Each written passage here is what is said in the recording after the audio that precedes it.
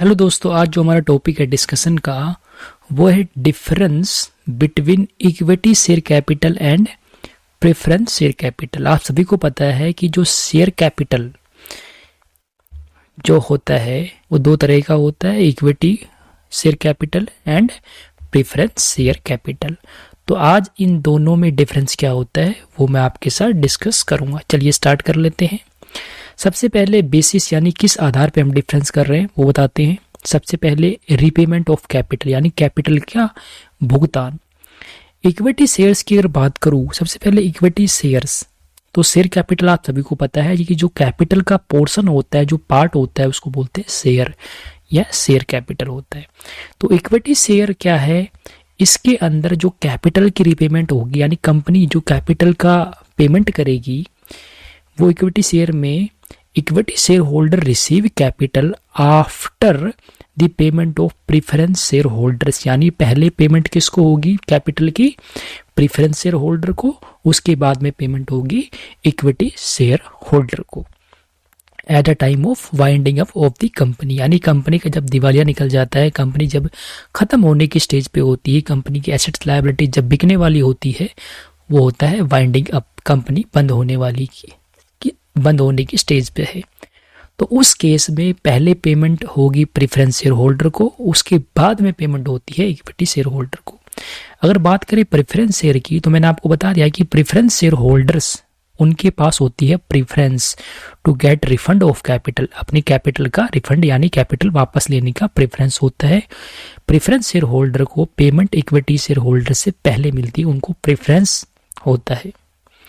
उसके बाद right of dividend, dividend का अधिकार। तो अगर बात करें इक्विटी शेयर्स की, तो इक्विटी शेयर्स में क्या होता है, जो डिविडेंड होता है वो पेड होता है इक्विटी शेयर्स पे to equity share holder after the payment of dividend on preference share to preference share holders. यानी डिविडेंड पहले पेमेंट किसको होगी, प्रेफरेंस शेयर होल्डर को होगी, उसके बाद में इक्विटी शेयर होल्डर्स को डिविडेंड की पेमेंट होती है। ऐसे ही प्रेफरेंस शेयर में मैंने आपको बता दिया कि डिविडेंड की पेमेंट पहले किसको होगी, प्रेफरेंस, इनको प्रेफरेंस होता है। तो dividend is paid on preference shares before the payment of dividend on equity share, यानी इक्विटी शेयर्स पे डिविडेंड पेमेंट पहले नहीं होती, प्रेफरेंस शेयर पे जो डिविडेंड होता है उस पे डिविडेंड की पेमेंट प्रेफरेंस शेयर होल्डर को पहले होती है, उसके बाद में इक्विटी शेयर होल्डर को होती है। रेट ऑफ डिविडेंड, अगर बात करें इक्विटी शेयर की, तो rate of dividend is not fixed. Equity share में जो रेट ऑफ डिविडेंड होता है वो फिक्स नहीं होता, वो वेरी करता है ईयर टू ईयर, हर साल वो चेंज होता रहता है, कंपनी के ऊपर डिपेंड करता है, कंपनी के प्रॉफिट पे। कंपनी को अधिक प्रॉफिट है तो अधिक भी दे सकती है, कम प्रॉफिट है तो कम भी दे सकती है। लेकिन अगर बात करें प्रीफरेंस शेयर कैपिटल की, तो इसमें जो रेट ऑफ डिविडेंड होता है वो फिक्स होता है, यानी पहले से ही प्रेफरेंस शेयर होल्डर को पता होता है। तो fix rate of dividend is paid as prescribe on the face value of preference share, यानी प्रेफरेंस शेयर्स की फेस वैल्यू पे ही ऑलरेडी प्रेस्क्राइब, जैसे कि 9% प्रेफरेंस शेयर्स, तो मतलब 9% क्या हो जाएगा, रेट ऑफ डिविडेंड हो जाएगा। राइट टू वोट, अगर इक्विटी शेयर की बात करें तो इक्विटी शेयर होल्डर को राइट होता है वोट करने का मीटिंग के अंदर।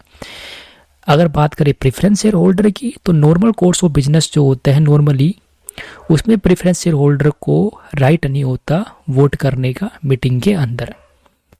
बात करें रिडम्पशन की, तो इक्विटी शेयर के केस में equity shares are not redeemable, ये रिडीमेबल नहीं होते, यानी ये इनकी पेमेंट नहीं होती। लेकिन कंपनी क्या करती है, इसको बाय बैक कर सकती है, कंपनी वापस खरीद सकती है।